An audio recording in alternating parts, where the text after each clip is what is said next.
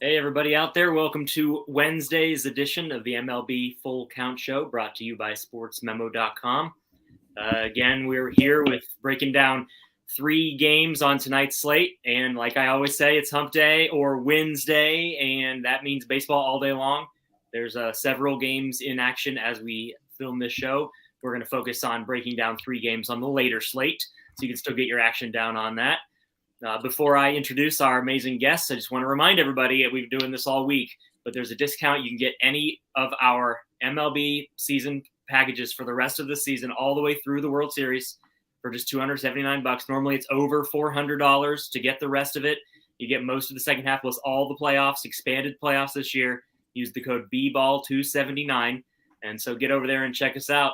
I will be joined today by Jeff Michaels, or JM Sports, and you, Capper, Ronald Cabang, who you may recognize the 3 of us in different order from Monday when we maybe picked the Orioles, all 3 of us, to win straight up, as well as the Angels and the Cubs to hammer. And so you might still be rolling in it if you were able to not give any back yesterday. And we'll hopefully try and sweep that board again today with 3 plays. And so we might as well just get right into it. You guys, as I introduce you, tell me how you're doing today and how everything else is going with you. But we're going to start off with what looks like an old school NL East battle here. The Marlins facing the Phillies. Sandy Alcantara, who is just giving everybody a reason to continue to give him the Cy Young Award, or maybe slam that door shut already at this point. And he's taking on Thor, not in a Mets uniform, in a Phillies uniform in Philadelphia tonight. Phillies are a pretty short favorite here for a divisional matchup, over under total 7, which is about as big as you're going to get with Sandy. Let's go over to Ron and see where he thinks we're looking in this maybe pitcher's duel. Yeah, definitely a pitcher's duel here. I know Syndergaard, he got rocked with by the Nationals by all teams. Gave up 4 runs, 11 hits in his first start with the Phillies.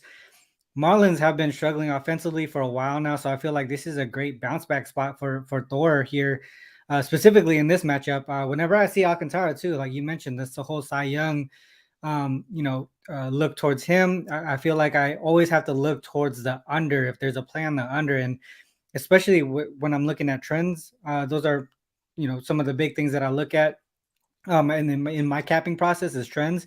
And Alcantara is 11-3 to the under in evening games for an average combined score of less than 5.5 runs per game in that 14-game sample size. So when I say average combined score, that includes the Marlins and whoever their opponent is. And then on the Marlins also, 5-1 to the under full game, and on the first 5 as road dogs when Alcantara starts, averaging a combined score of 2 runs in the first 5 innings of those games. The first 5 total right now is at 3.5. And from a full game perspective, in that 7-game sample size, averaging under or close to 6 runs per game in that 7-game sample size. So for me, looking at trends, averages, who's on the mound, maybe a bounce back spot for Thor, only way that I could look here is towards the under, either the first 5 or full game. Either way, I feel like is going to be a profitable way to go. Yeah, and Ron brought it up. I say this a ton, and my clients know that I give this out ad nauseum when Alcantara's on the mound. If you get that hook on that 3 in the first 5 with him, you're pretty much getting a bargain, because his offense isn't getting any better. Jazz is still on the shelf. Yeah, and all right, Jeff, so let's see if you feel any differently. Since the All-Star break, Phillies haven't lost as a divisional home favorite yet. So where are you looking in this matchup?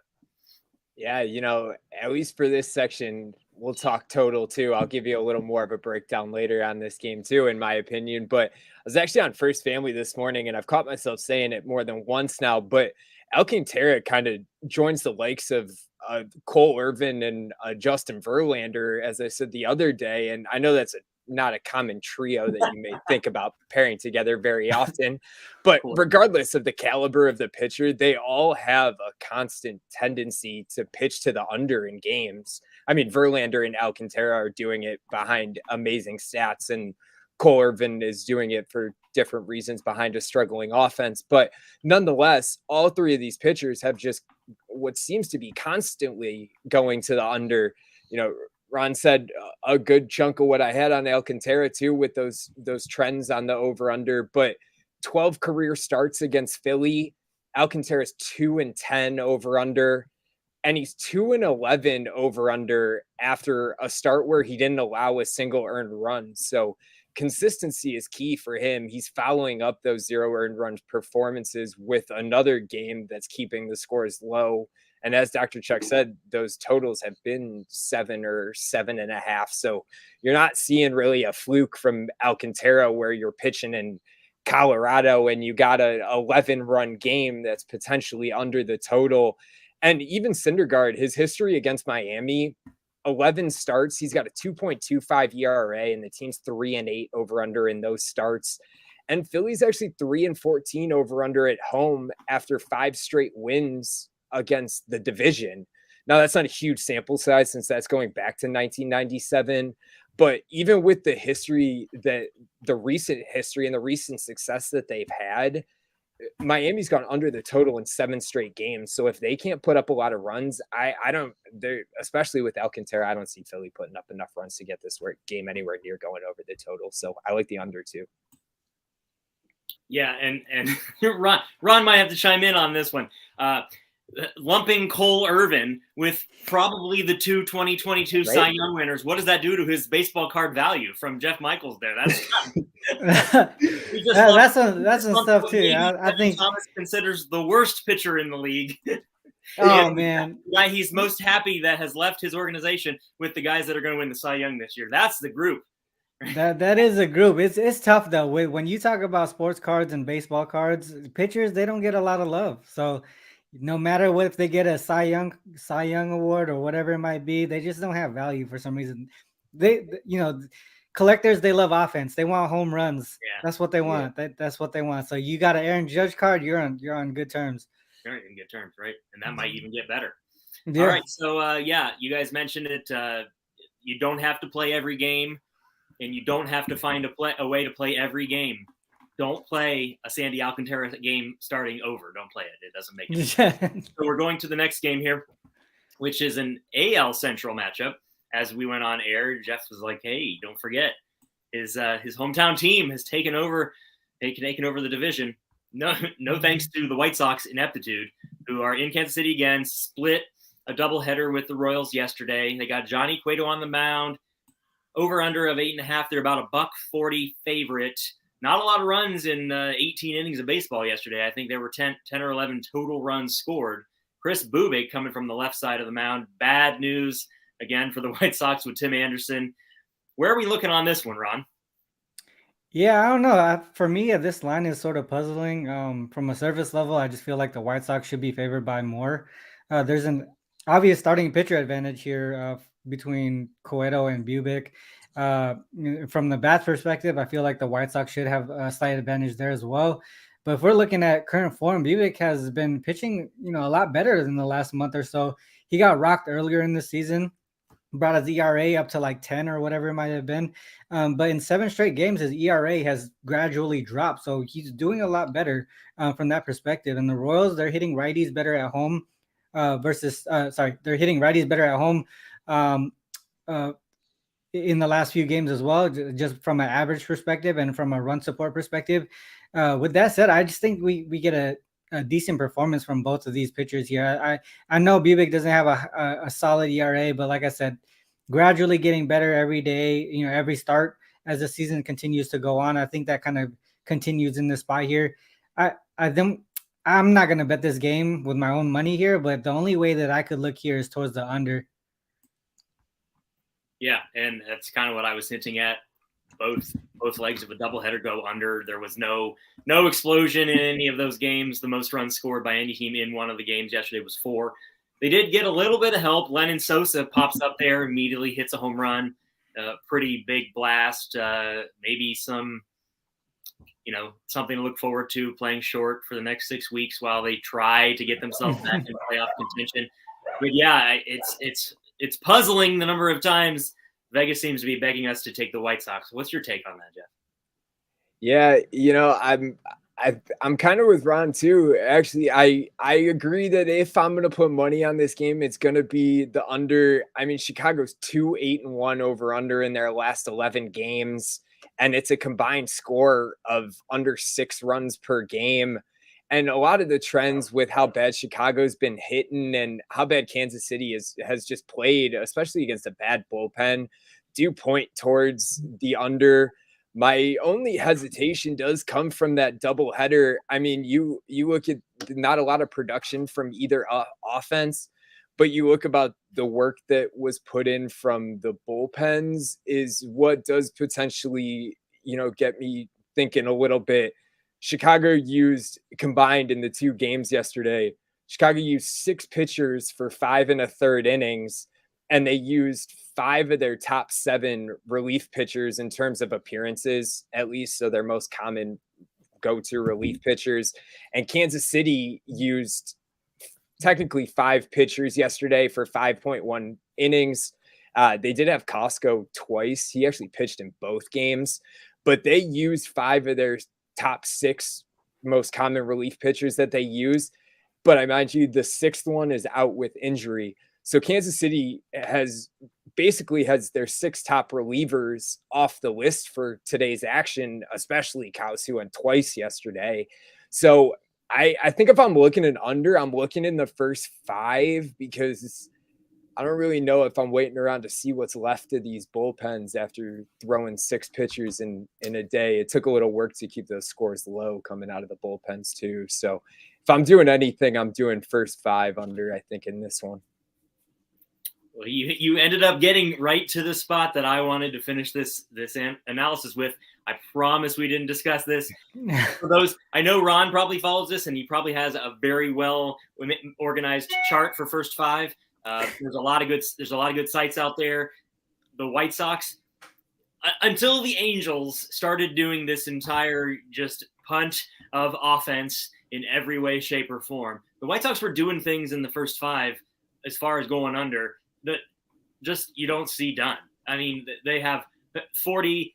They've gone over in the first 5. This is both teams, 40 over 60 unders. They're pretty bad both ways. Like Jeff said, in the first 5, they're 2 and 8 again. Most of their 10 group couplings are in the 2, 3, 4 range of overs. And so it's just, but Jeff brought up a good point. Bubic is going to have to perform the way Ron hopes for this to work out on the whole. So I can't imagine either of these managers want to get to the bullpen. They're going to really push it on those 2 guys. So looks like not a big side push, but we may have some total ideas there. So already we're getting on to our 3rd game of the night, where for those that follow me, know that I thought the matchup for Miles Mikolas was pretty excellent last night. And let me tell you, it was not. It was a dozen on the board before Mikolas even took the mound for the second time through that would normally have been the second time through the lineup. Before the Cardinals did get the second time through the lineup, it was 12-0, and that run line was toast in the blink of an eye. We have similar total today in Coors of 12. This time it's a couple of lefties with Quintana, who they added at the trade deadline for the Cardinals, against Kyle Freeland, who has been an enigma, always seems to be better at Coors than he is on the road, which is not how most starting pitchers fare. So let's go to Jeff first this time and see what he thinks about these 2 lefties on the mound in Coors tonight. Yeah, this is a game that I'm excited to watch. Let me put it that way. I am hesitant. Like you said, Kyle Freeland always seems to just linger around and make a difference just enough every year. I mean, you look at his last 4 starts, Freeland's had a 3.97 ERA, which isn't great, but he's 3-0 on decisions, and the team's 4-0 in those 4 starts. So they continue to win his starts, but Jose Quintana, it's 1 start. I'm not going to start, blowing up balloons and throwing a party with Quintana that everything's changed since he's left. He's been impressive quietly over the past year or even 2. I compared him to Garrett Cole on Twitter the other day, just by inner amounts of starts where he allowed less than 4 earned runs. He's got 1, and Garrett Cole's got 6 in the last 3 months. But you look at Quintana's last start, his first start for St. Louis was arguably his best start of the year he only allowed one hit. It was a home run. It was a solo shot, but that's the season low in hits allowed. He had tied for the second most strikeouts he's had in a game at 7, and he was tied for his second longest outing of the year, going 6 innings. So, if that's anything to show about what Quintana is going to do coming to St. Louis, then I mean, this could be the winner of the trade deadline if he can continue to keep this up, obviously. But I do like St. Louis. They're 9-2 in their last 11 games, even with that brutal loss yesterday, 5-16 loss, and they're 13-9 against lefties. Colorado, they're just 6-14 in the last 20, and they hit 278 when a left-handed pitcher starts, but they're under 500 in those games, even with that batting average. So I would be a little more confident, I think, if any other pitcher was on the mound for Colorado other than Kyle Freeland, just with his tendencies of getting the win for Colorado. But again, if I'm putting something on this, I think I'm backing Quintana to do this again. I don't think St. Louis can bear the embarrassment of losing, especially that bad again to a Colorado. So, this game's going to be closer, I can only imagine. But I do think if I'm going to put anything down, I'm backing Quintana to do it again against Colorado and then bounce back after yesterday. That's a pretty ballsy take. I like that take for those that just follow just the starter, and this is several different teams. But yes, he's averaged giving up 10 runs in Coors for the last 4 seasons. Not he has pitched better, obviously, and that's the situation where the Rockies don't do this usually back-to-back games. And so speaking to that, for both what he thinks about Quintana and the way Ron might attack this game, where are you looking at, Ron, against a Rockies lineup at home that absolutely has made mincemeat of left-handed pitchers? Yeah, this is going to be a very contrarian play here, but I'm actually looking towards the under. Rockies went off for yesterday, putting up 16 runs. They're facing Jose Quintana, who is a lefty. They've been doing damage against lefties at home this season, hitting close to 300, averaging 6.5 runs per game against lefties at home. But if we look at some of the, like you guys mentioned, Freeland at home, and how somehow he just pitches well at home. The Rockies are 5-2-1 to the under the season as home dogs when Freeland starts. On the opposite side, Cardinals struggle against lefties on the road. They're 5-1-1 to the under as road favorites against starting left-handed pitchers. One thing that I looked at too from a league-wide perspective, and I really do, I take this into account into my capping process as well, is looking how the league, how the books, represent the total and the lines in specific types of games. And when a team wins by 10 or more in the previous game and is playing the same team again, the under is 29-14-3. Blindly telling that is very profitable so far this season. The Rockies have been in that instance once already. In that game, it was 2-0 against the Pirates at Coors Field. So that's the way that I'm looking here. Major contrarian play, but the under is where I'm looking at in this one. And honestly, part of what I was bringing up there was I hope one of the reasons you people are watching this show is for contrarian aspects of betting, not hopping on and saying, hey, look at that, the Mets are minus 300 again. Let's see if we can hear someone that wants to take the Mets again. So we're trying to give you angles, and the breakdowns are amazing. Listen to Jeff talk about the trade deadline and the starters, and then to Ron talk about instances where the following game only had 2 total runs scored in Coors. People probably don't even think that's possible, and that does happen, and it can happen. So great breakdown on all 3 of those games. Hopefully you guys learned a little bit of something about that, and that brings us already here in record time to our best bet segment, where each of you are going to bring us a best bet. And before you do so, just let us know if you have anything else going on. NFL preseason starts with more than just one game tomorrow. Big time. College football futures are out, and there's early birds. So let us know what else you have going on in addition to what you think is the best bet, so we can try and sweep 3-0 on this show again. Let's start with you, Jeff. Yeah, guys, I'm excited. I'm very happy to walk away with a W yesterday. I had a 5% winner yesterday on that Atlanta Braves game. That was a long one to bear with and watch, but hey, it ended with a win for us, so that's what matters. But not very often that I find the value in back-to-back days, but I definitely found the value today too. I actually have another 5-unit game up tonight hit 9 out of my last 10 on the run line. So I'm running a 90% run on that. And those two stats meet each other tonight for that 5% run game too. And if you're streaming it live, I actually have a day game that kicks off soon too. So if you get to SportsMemo in the next, I don't know, half hour or so, not that that tells you what action you're looking at, but you got another package up there for day game too. But for today's best bet, free best bet for you on the show, I'm going back to that first game, and that's kind of why I bit my tongue a little bit. But I'm looking at the Phillies taking down Miami on the run line tonight.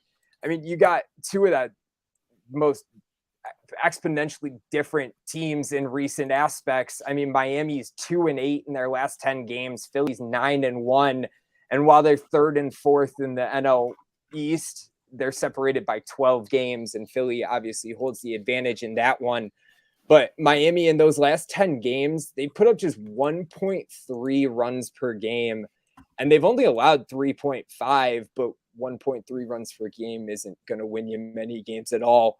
They're 19-40 on the money line as a dog season of plus 100 or higher.